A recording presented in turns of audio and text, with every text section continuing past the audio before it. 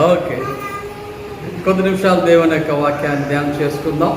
Current లేదు, so కొద్దిగా మనం ఓపిక పడదాం. చల్లదనంగానే ఉంది కాబట్టి మరీ పరిస్థితి శృతిమించిపోయింది అనేటువంటి అవకాశం కూడా లేదు కాబట్టి మరి కొద్ది నిమిషాల ఓపికతో దేవుని యొక్క వాక్యాన్ని ధ్యానం చేసుకుందాం.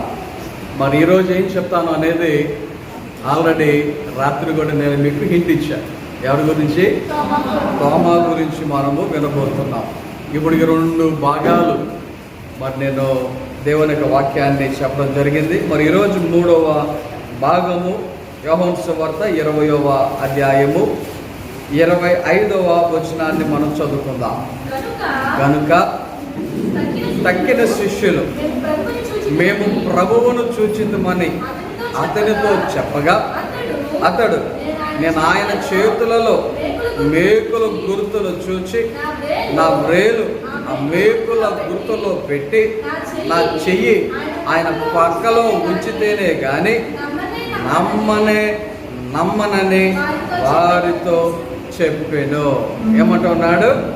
నా చెయ్యి ఆయన యొక్క గాయములలో ఉంచితేనే గాని, నా వ్రేలు ఆయన గాయములలో ఉంచితేనే గాని నమ్మను అని చెప్తున్నట్లుగా దేవుని యొక్క వాక్యంలో మనం ఇక్కడ చదువుతూ ఉన్నాం. మరి యొక్క ఉదయకాల సమయంలో మరి తోమా ఎందుకని అలా మాట్లాడుతూ ఉన్నాడు? ఎందుకని అంత అవిశ్వాసిగా మాట్లాడుతున్నాడు? ఎందుకని తోమా అంత అపనమ్మకముతో ఉన్నాడు అనేటువంటి విషయాలు ఒకసారి మనము పరిశీలన చేద్దాం. ఎందుకు అటువంటి పరిస్థితులు వచ్చాయి? ఎందుకు అటువంటి పరిస్థితులు మరి తోమా జీవితంలో కనబడుతున్నాయి అనేటువంటి విషయాలను కనుక మనం ఆలోచన చేస్తే మరి ఈ యొక్క ఉదయకాల సమయంలో మరి కొన్ని విషయాలను మనము ఆలోచన చేయవచ్చు. చూడండి, ఒకసారి మనుషులైనటువంటి వారికి ఎవరికైనా అప్పుడప్పుడు ఆ పరిస్థితులను బట్టి అపనమ్మిక రావడం అనేది కామన్. మనుషులమైన మనకు సందేహం రావడం అనేది కామన్. ఎంత బాగా ఎగ్జామ్ రాసినా నాకు ఫుల్ మార్కులు వస్తాయా? డౌట్. అవునా? లేకపోతే మనకి ఏదైనా ఒక చిన్న బలహీనత వచ్చినప్పుడు నాకు వెంటనే తగ్గుద్దా? డౌట్. గమనించండి, తగ్గుద్ది, మార్కులు వస్తాయి, కాదంటోలా. కానీ మానవుని యొక్క నైజం ఏంటి అంటే అప్పుడప్పుడు కొంతమంది నమ్మలేరు, కొంతమంది విశ్వసించలేరు. ఆలోచన చేయండి. కొన్నిసార్లు దూర ప్రయాణం చేయాల్సి వచ్చినప్పుడు కొంతమంది నేను చేయగలనా అనుకుంటారు. లేకపోతే ఎక్కువ దూరం డ్రైవ్ చేయాల్సి వచ్చినప్పుడు నేను డ్రైవ్ చేయగలనా అనుకుంటారు. ఆలోచన చేయండి. ఒకసారి నేను బైబిల్ కాలేజీలో ఉన్నప్పుడు మా సార్ ఒక ఆయన మాట్లాడుతున్నారు. ఆయన వైజాగ్ నుంచి హైదరాబాద్కి ఆ లావణ్ణి ఎక్కించుకుని బండి మీద వచ్చారు. అప్పట్లో నేను చెప్పేది ఎప్పుడంటే 2000 సంవత్సరానికి ముందు వాళ్ళ లావణ్ణి ఎక్కించుకుని బండి వేసుకుని వైజాగ్లో బయలుదేరి రాత్రి తెల్లారేసరికి హైదరాబాద్ వచ్చేసారు. వచ్చేస్తే అప్పట్లో మాకు అది కొత్త, అప్పట్లో మాకు ఒక వింత. కారణం ఏంటంటే ఇప్పుడున్నంత మంచి రోడ్లు అప్పుడు లేవు, ఇప్పుడున్నంత విశాలమైన మార్గాలు అప్పుడు లేవు. అయ్యో బాబాయ్ సార్ ఎలా వచ్చారు సార్ అని మేము ఆశ్చర్యంగా అడిగితే ఆయన అన్నమాట అంటే తెలుసా, ఎంతనది రాత్రి మొదలెడితే తెల్లారిసరికి వచ్చేసాం అంతే అన్నారు. ఎంత సింపుల్గా అన్నారంటే అంత సింపుల్గా అన్నారు. అయితే నేను ఒక ప్రశ్న అడిగాను కొన్ని నెలల తర్వాత, సార్ ఈ బండి వేసుకుని నేను రాజమండ్రి వెళ్ళగలనా అని అడిగాను. నేను ఈ బండి ఒక బండి చూపెట్టి ఈ బండి వేసుకుని నేను రాజమండ్రి వెళ్ళగలనా అని అడిగాను. నా డౌట్ ఏంటంటే నేను నడపగలనా లేదా అనేది కాదు, ఈ బండి పని చేద్దా లేదా అన్న ఉద్దేశంతో నేను అడిగాను. ఆయన అన్నారు, ఏ బండి అయినా వెళ్తుంది, లోన అయినా వెళ్తుంది, కాకపోతే బండిని బట్టి మనం నడపాలి. పెద్ద బండ్లు అయితే నాన్ స్టాప్కి వెళ్ళొచ్చు, చిన్న బండ్లు అయితే ఆగుతూ ఆగుతూ ఆగుతూ వెళ్ళాలి అని ఆయన చెప్పడం జరిగింది. ఆలోచన చేయడం ఒకసారి. కొన్నిసార్లు పరిస్థితులను బట్టి మనకు అపనమ్మిక అనేది రావడం సహజం. ఈరోజు చదివినటువంటి కీర్తన భాగం మనం చదివాము కదా, 26వ కీర్తనలో అక్కడ కీర్తనకారుడు ఏమని చెప్తా ఉన్నాడు? ఆయన ప్రార్థన చేస్తూ ఆయన ఈ రీతిగా ప్రార్థన చేస్తూ ఉన్నాడు. 26వ అధ్యాయము 1వ వచనం చదువుదాం, చూడండి. యెహోవా, నేను యథార్థవంతుడనై ప్రవర్తించుచున్నాను, నాకు తీర్పు తీర్చుము, ఏమియో సందేహపడకుండా యెహోవా యందు నేను నమ్మిక ఉంచి ఉన్నాను. చూడండి, ఈ యొక్క కీర్తనకారుడు దావీదు చెప్తున్నటువంటి మాట ఏమంటున్నాడంటే, ఏమియో సందేహపడకుండా దేవుని ఏం చేస్తాడంట? నమ్మిక ఉంచి ఉన్నాను అని ఆయన తెలియచేస్తా ఉన్నారు. కాబట్టి ఈ ఉదయకాల సమయంలో మన జీవితంలో మనము కూడా ఎక్కడ ఎటువంటి విషయములో, మరి ముఖ్యంగా దేవునికి సంబంధించినటువంటి ఆత్మ సంబంధమైనటువంటి విషయాలలో ఏం చేయకూడదు? మనము సందేహపడకూడదు అని మనమందరము గమనించవలసిన వారమై ఉన్నాం. ఇప్పుడు ఈ యొక్క సందేహము రావటానికి, అనుమానం రావటానికి, అపనమ్మిక రావటానికి కారణాలు ఏమైనా ఉన్నాయా అని ఆలోచన చేస్తే, కొన్నిసార్లు ఉద్దేశపూర్వకంగానే కొంతమంది ఏం చేస్తారో తెలుసా? సందేహపడుతూ ఉంటారు. ఎలాగా? ఉద్దేశపూర్వకంగానే. నేను వ్యక్తి పేరు చెప్పను, కానీ ఒక మాట ఇలాగా మా ఇద్దరికి వచ్చింది. ఒకసారి రాజమండ్రిలో ఎగ్జిబిషన్ జరుగుతూ ఉంటే ఎగ్జిబిషన్కి వెళ్ళాం. రాజమండ్రిలో ఎగ్జిబిషన్ జరుగుతూ ఉంటే ఎగ్జిబిషన్కి వెళ్ళినప్పుడు జైంట్ వీల్ ఎక్కుదామా అని అడిగా. జైంట్ వీల్ అని తెలుసు కదా, పెద్ద రంగులు రావడం. ఎక్కుదామా అని అడిగితే ఆ వ్యక్తి అన్నాడు, నేను ఎక్కను అన్నాడు. ఏమన్నాడు? నేను ఎక్కను అన్నాడు. అక్కడ వరకు బాగానే ఉంది. ఏం పర్లేదు, నేను ఉన్నాను కదా అన్నాను. నేను నాకు భయం అంటే సరిపోయేది. కానీ ఆయన ఏమన్నాడు తెలుసా? అది తిరుగుతున్నప్పుడు అది నట్లు ఊడిపోతే అన్నాడు. ఏమన్నా? అది తిరుగుతూ ఉండగా నట్లు ఊడిపోయి అందులోంచి పడిపోతే ఏంటి పరిస్థితి అని ఒక మాట అన్నాడు. నాకు అనిపించింది, ఒరే నీకు భయం గురించి చెప్తలేదన్న సంగతి నాకు తెలుసు, కానీ ఈ మాటలన్నీ ఎందుకు అని ఇంకొకసారి అడిగి చూసిన సేమ్ డైలాగ్. ఓకే, నువ్వు కింద ఉండి మేము ఎక్కుతాం అని చెప్పి మేము అందరం ఎక్కేసాం, తిరిగేసాం, దిగేసాం. వచ్చిన తర్వాత మళ్ళీ అడిగా, చూసావా ఏం ఓడలేదు, మేము అందరం బాగానే ఉన్నాం అంటే, ఏమో ఒకవేళ పడిపోతే ఊడిపోతే ఓడలేదుగా అంటే ఏమో ఊడిపోతే ఇంక ఇదే మాట అన్నమాట. కొంతమంది ఉద్దేశపూర్వకంగానే ఏం చేస్తూ ఉంటారు? అనుమానం, సందేహం అనేవి వారు వ్యక్తపరచుచూ ఉండేటువంటి పరిస్థితులు కొన్ని మనకు కనబడుతూ ఉంటాయి. ఇంకో మాట చెప్పమంటారా? ఉద్దేశపూర్వకంగా వారు ఎవరైనా ఇలాంటి సందేహాలు వ్యక్తపరిస్తే వాళ్ళు ఏం చేస్తారో తెలుసా? అవసరమైతే వారి యొక్క సందేహాన్ని వ్యక్తపరిచినందుకు అది నిరూపించుకోవడానికి ఎన్ని ప్రయత్నాలు చేస్తారో, వారు ఆ యొక్క సందేహాన్ని నిరూపించుకోవటానికో లేకపోతే సమర్థించుకోవటానికో చాలా రకాలైనటువంటి ప్రయత్నాలు చేస్తూ ఉంటారు. సో ఈ యొక్క ఉదయకాల సమయంలో మనం వింటున్నటువంటి వాక్యములో ఒకవేళ ఇలాంటి పరిస్థితులు ఏమైనా ఉంటే దానికి కారణం కొన్నిసార్లు మన యొక్క సొంత ఉద్దేశమే అయ్యుంటుంది అనేటువంటి విషయాన్ని మనము గమనించవలసిన వారమై ఉన్నాం. అయితే దేవుని యొక్క వాక్య ప్రకారంగా సందేహపడితే ఎలాగా? దేవుని యొక్క వాక్య ప్రకారము సందేహపడితే ఏమవుతుంది?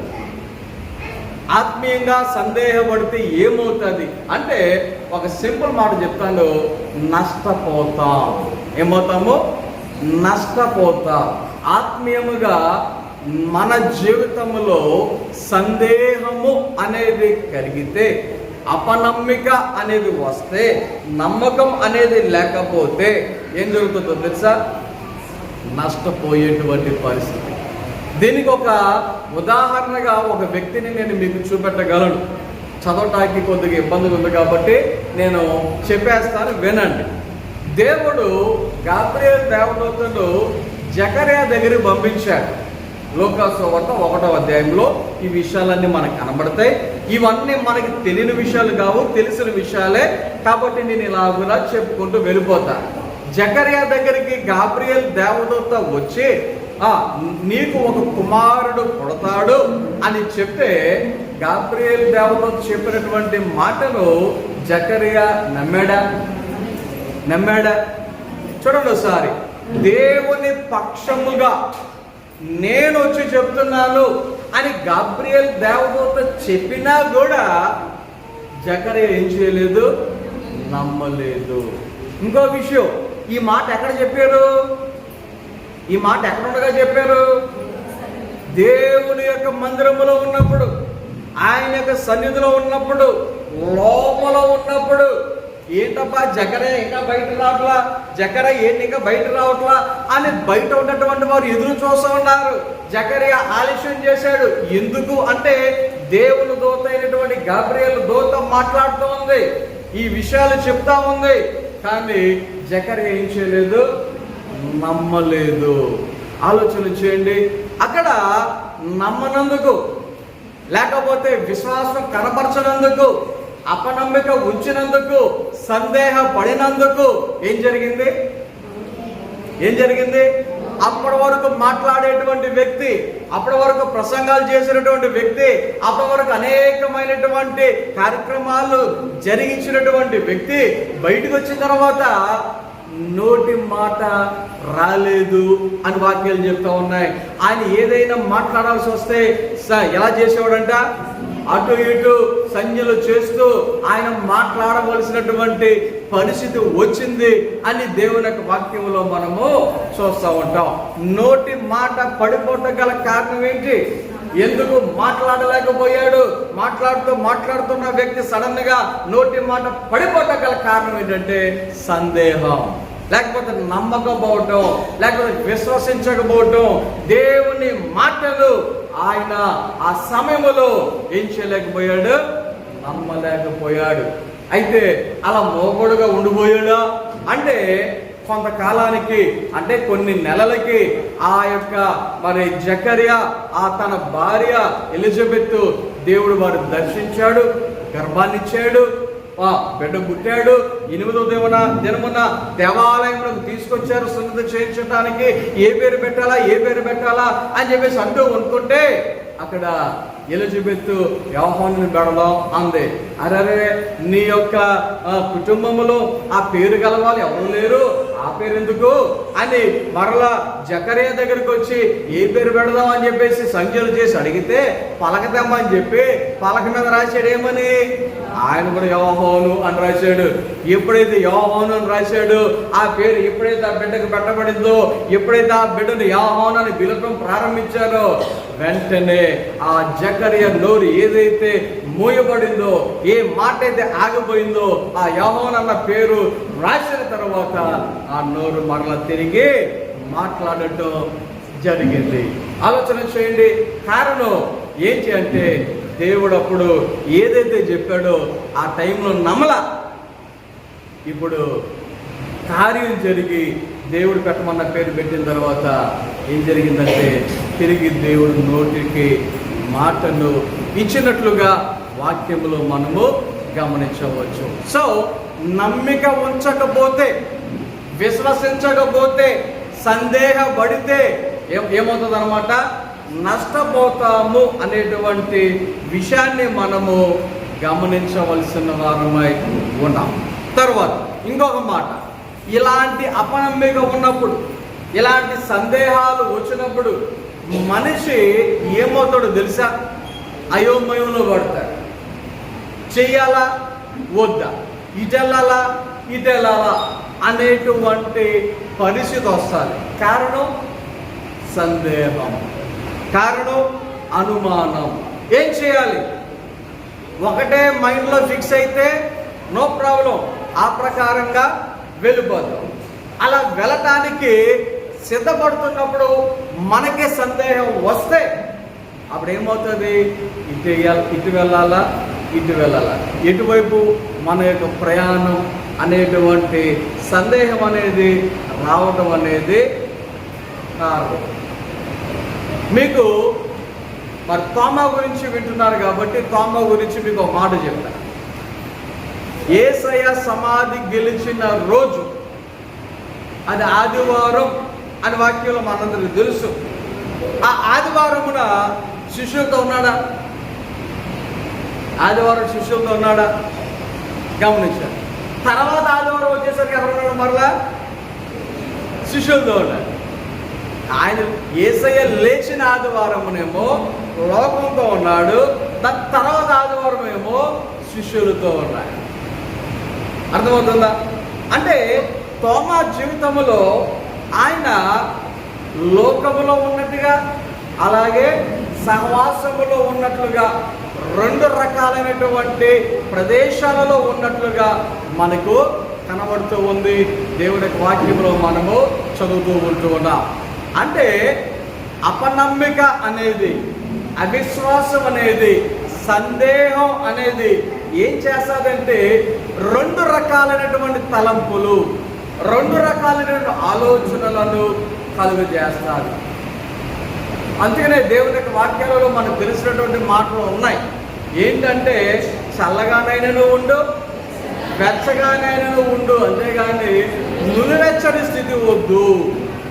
రెండు పడవల మీద ఏం చేయొద్దు? కాలు పెట్టవద్దు అని చెప్తుంది వాక్యం. ఏంటంటే కొంతమంది డౌట్, ఈ పడవ మునిగిపోతే ఈ పడవ మీద నుంచొద్దాం, ఈ పడవ మునిగిపోతే ఈ పడవ మీద నుంచొద్దాం అన్నట్టుగా కొంతమంది ఇలాంటి ఆలోచనలతో రెండు పడవల మీద కాలేస్తారంట. చాలా డేంజర్ అది చాలా డేంజర్. మత్తయి సువార్త 6వ అధ్యాయంలో కనబడుతుంది కదా, 24వ వచనంలో ఒక మనుషుడు ఇద్దరు యజమానులకు ఎలాగ ఉండనేరడు? దాసుడుగా ఉండనేరడు. ఒకవేళ అలాంటి పరిస్థితి ఉంటే కనుక ఆ వ్యక్తి ఒక యజమానిని ఏం చేస్తాడు? ప్రేమిస్తాడు, ఇంకొక యజమానిని ద్వేషిస్తాడు అని దేవుని యొక్క వాక్యాలు మనకి తెలియచేస్తూ ఉన్నాయి. కాబట్టి మన యొక్క జీవితంలో అవిశ్వాసం, అపనమ్మిక, సందేహం అనేటువంటివి ఉంటే ఈ రకమైనటువంటి పరిస్థితులను మనము తీసుకుని వస్తూ ఉంటాయి. కాసేపు లోకములో ఉన్నటువంటి పరిస్థితి, కాసేపు ఆత్మీయంగా దేవుని దగ్గర ఉండేటువంటి పరిస్థితి అన్నట్లుగా రెండు రకాలైనటువంటి పరిస్థితులు తీసుకుని వస్తూ ఉంటాయి. కాబట్టి ఏం చేయాలో తెలియక, ఏ మార్గంలో వెళ్ళాలో తెలియక, ఏ డెసిషన్ తీసుకోవాలో తెలియక, ఏ పడవ మీద నుంచోవాలో తెలియక, ఏ చల్లగా ఉండాలో వెచ్చగా ఉండాలో తెలియక చాలా రకాలైనటువంటి ఆలోచనలు, సందేహాలు కలుగుతూ ఉంటాయి. అందుకనే రాజుల మొదటి గ్రంథము 18వ అధ్యాయంలో ఏలియా ఒక ప్రకటన చేస్తాడు. ఏమనంటే, మీకు బయలుదేవత కావాలా లేకపోతే ఏవో దేవుడు కావాలా? ఈ ఇద్దరు ఎవరు కావాలో ఇప్పుడు మీరు తేల్చుకోండి అని చెప్పినటువంటి మాట మనకి 18వ అధ్యాయంలో కనబడుతూ ఉంటుంది. కారణం ఏంటంటే ఆ రోజుల్లో జనాలు ఎలా ఉన్నారు అంటే, ఒకవైపు దేవుని దగ్గరికి వచ్చినటువంటి పరిస్థితి, కొంతమంది బయలు దగ్గరికి వెళ్ళినటువంటి పరిస్థితులు అక్కడ కనబడుతూ ఉన్నాయి.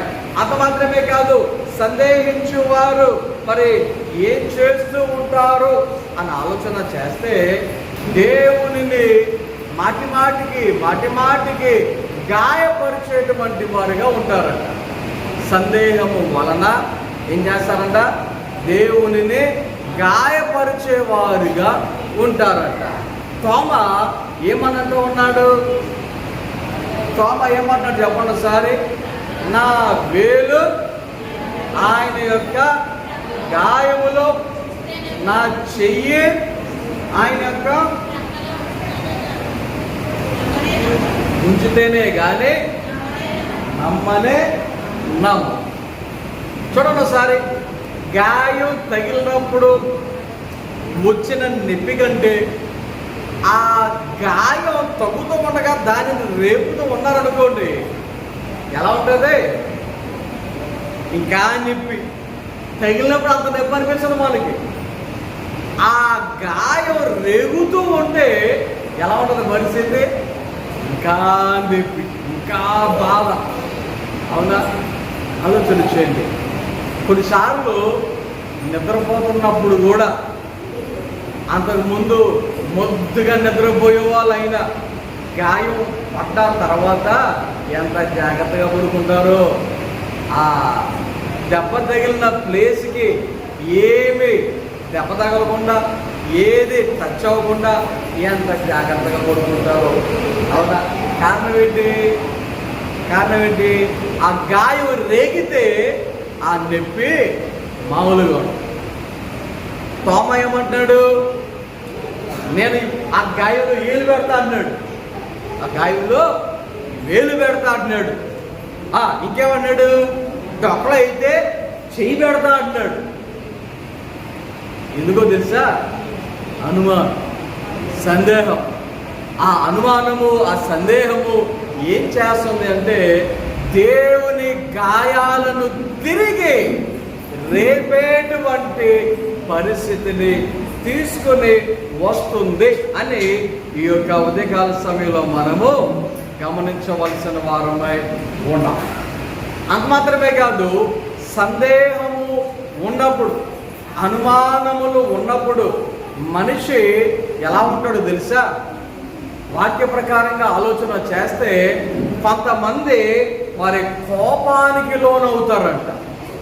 అనుమానం కానీ సందేహం కానీ వచ్చినప్పుడు దేనికి లోనవుతారు?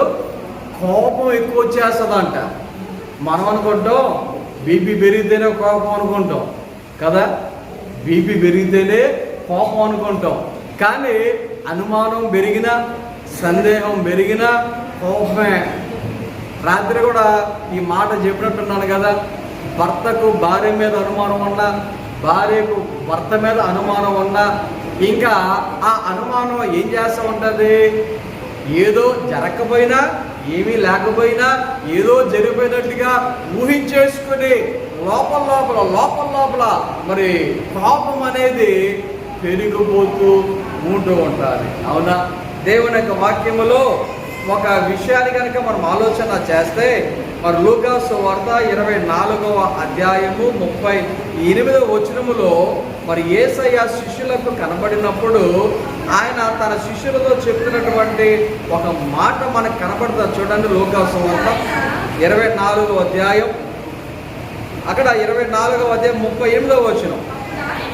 అప్పుడు ఆయన, మీరు ఎందుకు కలవరపడుచున్నారు? మీ హృదయములలో సందేహములు పుట్టనేలా. చూడండి ఒకసారి, యేసయ్య అంటున్నటువంటి మాట ఏమని? మీరు ఎందుకు కలవరపడుతున్నారు? మీకు ఎందుకు ఈ అనుమానం? ఈ అనుమానం రావటం వలన మీరు కలవరపడిపోయేటువంటి పరిస్థితి. ఆలోచన చేయండి ఒకసారి. లూకా సువార్తలోనే 12వ అధ్యాయము 29వ వచనంలో మనం చదివితే అక్కడ మరి మన డైలీ లైఫ్ గురించి చెప్తున్నటువంటి ఒక మాట, ఏమి తిందుమో ఏమి తాగుదమో అనే విచారింపకుడి, అనుమానము కలిగి ఉండకుడి. ఏం చేయొద్దు? ఏం తింటామో ఏం తాగుతామో అని అనుమాన పడకుడి అని దేవుని యొక్క వాక్యములో మనం ఇక్కడ చదువుతూ ఉన్నాం. అంటే సందేహము పడువారు త్వరగా కలవరానికి గురవుతారు. సందేహపడేవారు ఏమవుతారు? త్వరగా కలవరానికి గురవుతారు. అంటే టెన్షన్కి గురవుతారు అన్నమాట. ఈ టెన్షన్లో ఆటోమేటిక్గా కోపం అనేది వచ్చేస్తారు. కాబట్టి దేవుని బిడ్డలుగా మనకి జీవితంలో మరి వింటున్నటువంటి మాటలను బట్టి మనము ఎట్టి పరిస్థితుల్లో మరి అవిశ్వాసానికి తావివ్వకుండా, అనుమానానికి తావివ్వకుండా, లేకపోతే సందేహానికి తావివ్వకుండా మన యొక్క మరి జీవితంలో జాగ్రత్తగా కొన్ని విషయాలను మరి ఆత్మీయముగా గమనించి, ఆత్మీయముగా వాటి విషయములో జాగ్రత్త పడి మనము దేవుని బిడ్డలుగా, విశ్వాసులుగా ముందుకు కొనసాగుదాం. కారణం ఏంటి అంటే, ఒకవేళ సందేహపడేటువంటి పరిస్థితులు ఉంటే యాకోబు పత్రిక 1వ అధ్యాయం 8వ వచనంలో మనకు ఒక మాట కనబడుతుంది. అట్టి మనుషుడు ద్విమనస్కుడై తన సమస్త మార్గములందు అస్థిరుడు గనుక ప్రభువు వలన తనకేమైనాను దొరకదని తలంచుకొనరాదు. ఆలోచన చేయండి. అనుమానం ఉంటే ఎటు వెళ్ళాలా అనేటువంటి 2 మరి విషయాల మీద మనసు పెడితే వాక్యం చెప్తా ఉంది, దేవుడి దగ్గర ఏమైనా దొరుకుతుందేమో అని కనీసం తలంచుకోవద్దు, ఆలోచించుకోవద్దు, ఎదురు చూడొద్దు అని వాక్యము తెలియచేస్తా ఉంది. కాబట్టి ఈ ఉదయకాల సమయంలో మరి మన జీవితంలో తోమా విషయములో మరి 3.5 సంవత్సరాలు యేసుతో కలిసి తిరిగినను, యేసుతో కలిసి ఆయన పరిచర్యలో పాల్గొన్నాను, అనేకమైన అద్భుతాలు, ఆశ్చర్యకార్యాలు, సూచక క్రియలు అన్ని కల్లారా చూచినను. ఆలోచన చేయండి. యేసయ్య తిరిగి 3వ దినమున లేస్తాను అని చెప్పిన మాట విన్నను. తోమా జీవితంలో ఏమి ప్రదర్శిస్తున్నాడు అంటే అనుమానాన్ని, అపనమ్మికను, సందేహాన్ని వ్యక్తపరచున్నట్లుగా వాక్యంలో కనబడుతూ ఉంది. కాబట్టి యేసయ్య తోమాతో చెప్పిన మాట, చూచి నువ్వు నమ్మలేదు, చూడకుండా నమ్మిన వారు ధన్యులు అని చెప్తావు. కాబట్టి మన జీవితంలో విశ్వాసాన్ని కలిగి ఉందాం, మన జీవితంలో విశ్వాసముతో ముందు కొనసాగుదాం, మన జీవితంలో విశ్వాసము కలిగి దేవునికి ఇష్టలుగా మన జీవితాన్ని ముందు కొనసాగించుకుందాం. కొద్ది మాటలు దేవుడు మనందరి వెనుకడలో ఫలింపచేసి నడిపించడం గాక. ఆమె చిన్న ప్రార్థన చేసుకుందాం. అందరూ కూడా ఈ యొక్క సమయంలో మనమందరము దేవుని యొక్క శరీరాన్ని, ఆయన యొక్క రక్తాన్ని స్వీకరించడానికి మరి సమయాన్ని సద్వినియోగం పరుచుకుందాం. మరి సిద్ధపడిన వారందరూ కూడా ముందుకు వచ్చినట్లయితే మరి కొద్ది నిమిషాలు మనం ప్రార్థన చేసుకుని ఈ యొక్క బలారాధన కార్యక్రమం మహోన్నతుడా గొప్ప దేవాన్ని నామమునకు వందనాలు, స్తోత్రాలు తండ్రి. నీవులు మమ్మల్ని అందరినీ సజ్జులుగా వచ్చి ప్రేమించి నీ సన్నిధిలో పాటల ద్వారా నేను స్తుతించడానికి, ఆరాధించడానికి, మహిమపరచడానికి, నీ యొక్క వాక్యాన్ని ధ్యానించడానికి, నీ యొక్క బలారాధన కార్యక్రమంలో పాల్గొనడానికి, అలాగే మరి ఈరోజు దేవా మరి వెడ్డింగ్ యానివర్సరీ జరుపుకుంటున్నటువంటి 2 కుటుంబాలను బట్టి, అలాగే ఈ నెలలో మరి ఎంతమంది అయితే నూతన సంవత్సరంలో ప్రవేశించబోతున్నారో ఆ బిడ్డలందరిని బట్టి దేవాని సన్నిధిలో ప్రార్థించడానికి ఇచ్చిన అవకాశాన్ని బట్టి వలన విన్నటువంటి మాటలను మా హృదయాలను భద్రపరుచుకొని దేవా మన సందేహం ఉంటే, అపనమ్మిక ఉంటే, ఇటువంటి పరిస్థితులు ఎదుర్కొంటామో దేవా నీ యొక్క వాక్యం నుంచి కొన్ని విషయాలు ధ్యానం చేసి ఉన్నాం. దేవా సహాయం దయచేయమని నేను వేడుతున్నాను. ఈ ఉదయకాల సమయంలో దేవా నీ విలువైన మేమందరం నీ సన్నిధిలో ఈ రీతిగా మా సమయాన్ని గడపడానికి ఇచ్చిన అవకాశాన్ని బట్టి వందనాలు, స్తోత్రాలు చేసుకుంటూ దేవా మరి లోది అమ్మ తల్లిగారిని నీ సన్నిధిని పిలుచుకున్నారు. ఆ కుటుంబాన్ని ఓదార్చి ధైర్యపరిచి నడిపించమని, అలాగే ఈరోజు నీ బిడ్డల సన్నిధికి వచ్చి నీకు సమర్పించిన కానుకల అర్పణలను మీరు స్వీకరించి ప్రతి ఒక్కరిని నిరోధులకు ఫలింప చేయమని, ఈ వారంలో ప్రతి ఒక్కరి ఆరోగ్య విషయాల పనిపత్రంలో తోడుగా ఉండి మరలా నీ సన్నిధికి వచ్చేంత వరకు మీరే సహాయం చేసి నడిపించుకున్నారు. యేసు నామమున ప్రార్థన చేయుచున్నాము తండ్రి. మన తండ్రి దేవుని ప్రేమ, కుమారుడైన యేసుక్రీస్తు వారి కృప, పరిశుద్ధాత్మకమైన సహవాసము, సహాయము, కాపుదల నడిపి ఇప్పుడు మనందరికీ ఈ నెలలో నూతన సంవత్సరంలో ప్రవేశించిన ఉన్న బిడ్డలకు, అలాగే ఈరోజు వివాహ యానివర్సరీ చేసుకుంటున్న ఆశీర్వాదం కుటుంబానికి, కులాల కుటుంబానికి సదా తోడే నడిపించును గాక. ఆమేన్.